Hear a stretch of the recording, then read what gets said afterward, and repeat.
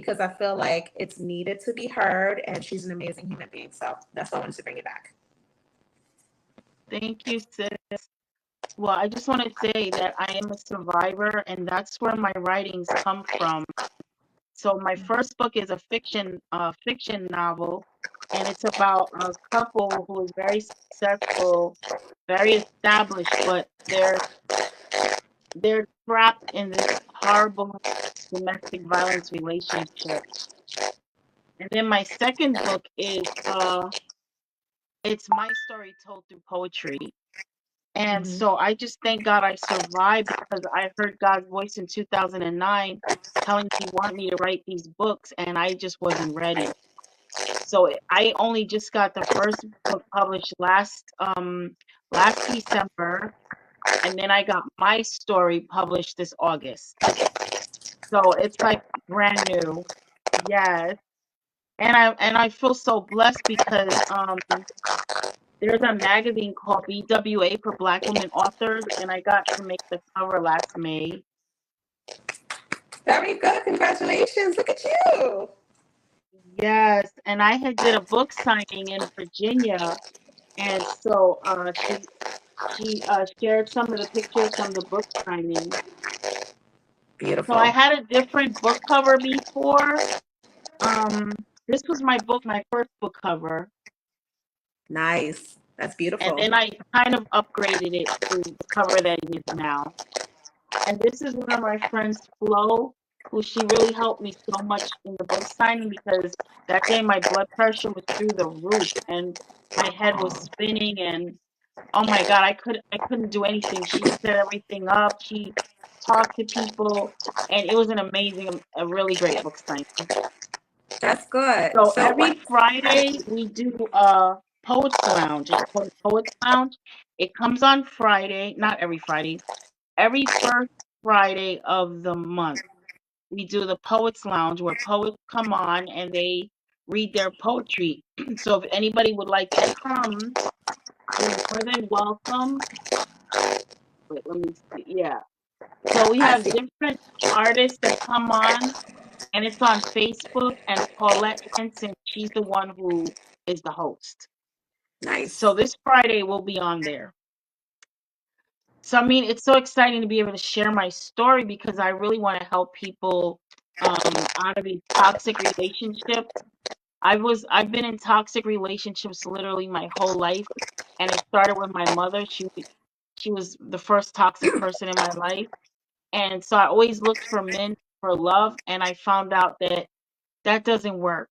You have to love Hmm. yourself first. You have to honor yourself and know your self-worth before anyone else can honor you. And that's been my Absolutely. journey, and it took me to over, oh my God, I'm a grandmother now. It took me that many years to figure it out. Hmm. And I'm At happy least now. you I've been figured it out. finally, yes. Because there's so many Yes, people girl. that transition into another lifetime, or they leave this earth and they haven't even figured it out. The fact that you were able to figure it out, even though despite or in spite of, like Coach Dale likes to say, in spite of what you've been through, you were able to figure it out. You know what Mm, I mean? And yes. your story is a beautiful, powerful, amazing story. And I wanted to ask, like, what prompted you to want to write about your story? Like, what was that defining moment where you said, I need to write about this? Okay, so when I had took a trip to Miami because I was very stressed out on the job. I was working with very hateful people. So I took it and I was having heart palpitations like every day. And the doctors were like, "Well, we don't know, we can't help you." So I took a trip from to Miami. I was on the boat over the alligators, and I first heard God's voice tell me, "When you get back to New York, I want you to write a book, I want you to set up a website, and I want you to learn how to drive." So when I came back to New York, I was all pumped, like, "Yeah, I'm gonna write," and I couldn't do it. It was so emotionally draining. But the thing was I never got the license and I had never got the website either. So I basically didn't do anything. So what ended up happening, what made me start to write was I started getting very, very sick. I mean, I battled disease after disease. I mean, serious diseases like I had developed brain encephalitis, which is inflammation of the brain. I was going blind. This side I had neuralgia, which is a very painful nerve disorder of the face. This side of my face had collapsed. I couldn't eat. I literally went down to the size of a skeleton. I mean, it was like one thing, one disease after another, after another, after another. And so that prompted me to write my first book in 2016, The Battle to Overcome Those Diseases, and how I beat them through meeting a naturopathic doctor. And well, I met two of them and they both helped me, and I got healed from those diseases. And Wow. then once That's I wrote that crazy. book, yeah, that was, girl, I was almost out of here. I didn't want you to be out of here, girl. I know. It was terrible. And every doctor I went to, they did MRIs of my brain. I have literally about 20 MRIs. They did a spinal tap. They took fluid out of my spine. They did everything, and they kept saying, "We don't know what's wrong with you. We can't help you." And finally, a doctor in Manhattan at St. Luke's Hospital, he diagnosed me with the encephalitis. So I was so happy. I'm like, oh my God, I'm going to get healed. I'm going to get better now. He's going to give me some medicine. He told me, whatever happened, these are his exact words. He said, whatever happened to you already happened, and there's nothing I can do. I cannot help you. And I told him, but I'm in pain. My face is hanging. I looked literally like an 80-year-old woman. I had bags so severe. I had all the females in my job laughing at me because I looked really bad. There were rumors going around, oh, she must have AIDS. And then for the doctor to say, well, I can't help you, I was just stunned. And I just prayed to the Lord Jesus Christ. I mean, I would not stop praying to him. I was like, God, you have to help me or you have to take me. And he led me to 231st and Broadway. And I saw this health food store in the mall. It just kind of drew me. And when I went in there, this girl comes running up to me and she's like, oh my God, I was so sick. And the doctor here helped me and he can help you. And and she's just rambling on. And I hadn't even said like one word. And I just started crying. And she says, he'll be here at 3 o'clock. I mean, literally, she was like so pumped. She was like, he has an appointment, but she might be late, so then I'll fit you in. And then, so I was like, okay, I'll be back. So I left, and actually, I wasn't going to go back because I was like, he's probably not going to be able to help me either. But it was like God compelled me to stay in the area, and then I just ended up going back. And as soon as I got in there, she runs up to me. She's like, this patient is late. Come, he's going to see you right now. And did it. And I went back to his office, and he was this little Hispanic doctor. He was shorter than me. And I was in my mind, I was like thinking, this has to be a joke. Like, I'm like, is someone pranking me? Because I was like, I never seen like a man shorter than me. I'm short. I'm only 5 feet. Mm-hmm. So anyway, he helped me. He used this machine that he said they used to use in Germany to diagnose illnesses. And he said, I'm going to use this. He said, but they don't use it in America because they really don't want to heal you. So they don't use it.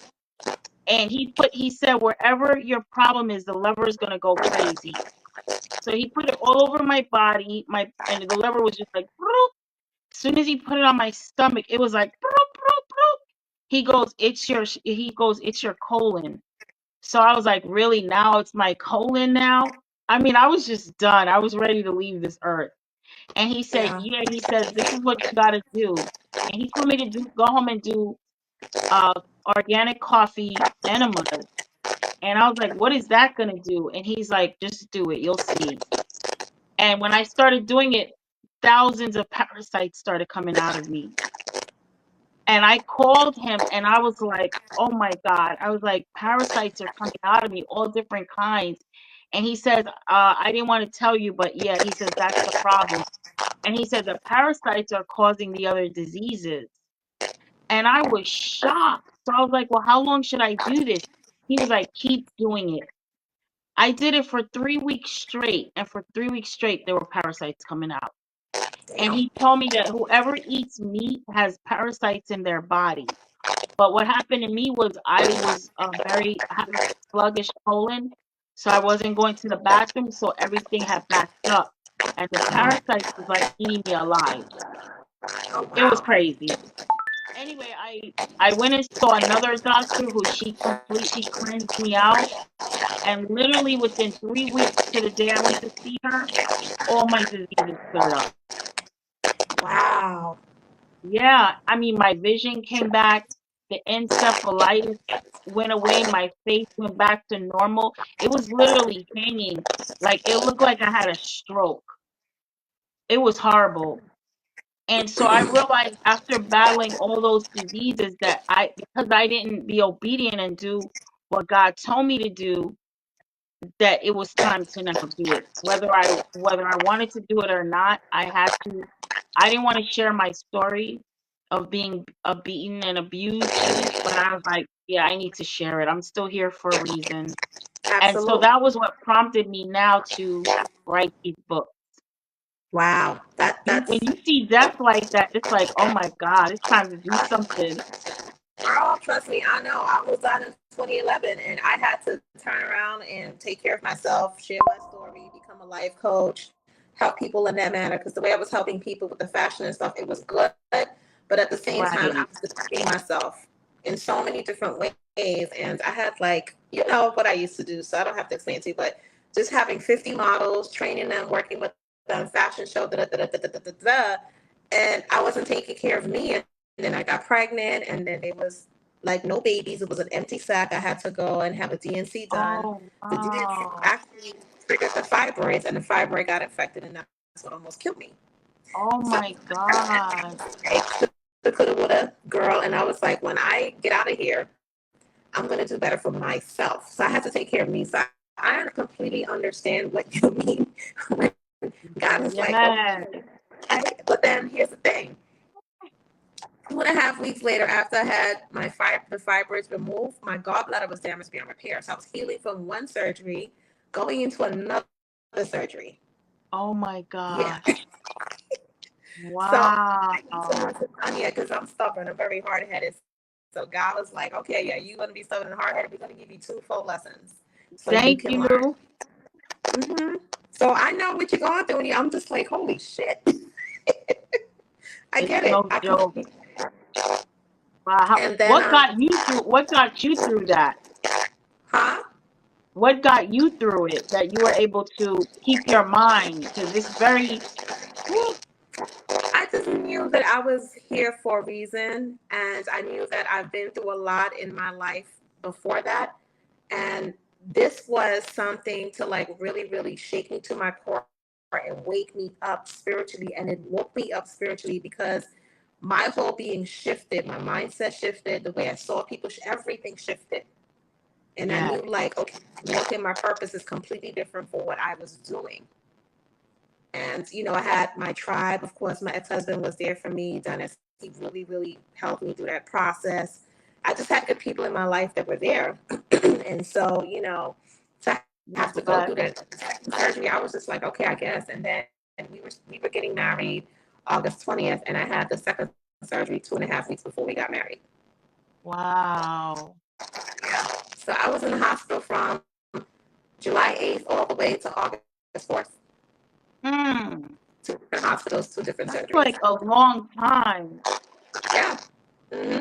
I Wow. lost 2 pounds in 1 week, 26 pounds in 1 week because the fibroid was spreading to my uterus, my bladder, everywhere. So trust me, what you're saying, I understand because after that, I think it was 2013, I went to Puerto Rico and I had a vision that I was going to meet an old woman that was going to change my life, not realizing it was the spirit of the first woman president of Puerto Rico. Hmm. Wow. Yep. You go, It sounded girl. really complicated, nothing static. I know we're trying to figure it out. It's all good. So I yeah, think but by us having those experiences, those near death experiences, it has brought us into our calling, which is what we're both doing, and it's amazing. I love it. absolutely for sure. So do you Can have I any just like read holiday? one? Yeah. Huh? Do you have any holiday Okay. special offers? Yes, yes. Actually, I'm offering, if anyone has been in a very bad relationship or currently in a relationship, when you buy my book, Love Don't Hit, I will give you 2 complimentary coaching sessions, which will help you to focus and figure out what you need to do for you. Because the person's happiness is what matters in the end. And then my next special I'm offering, if they buy 10 books, I will do a free complimentary makeover, the facial, makeup, and the hair. So, yeah. Good And stuff. I'm also working on a wellness book about what I just went through in the last year with and stuff, just not being obedient. That's why I really had to get these books done. Battling COPD, gained 60 pounds from a very toxic relationship, and then also battling high blood pressure and gout. And then I had 2 surgeries at the end of the year. Mm. But within all that just happened last year, I got to produce both of my books. So I feel happy about that. Yeah, a little fire up And under your now I'm on ass. the road, girl. Huh? I said a little fire under your ass. It sure did. My Yeah. behind is still burning. I'm like, oh gosh. All right. Thank you so much for joining us and coming back on. I appreciate you. All the information is on the banner scrolling, and get in contact with Tina Jackson, author, poet, makeup artist, domestic violence thriver, amazing human being.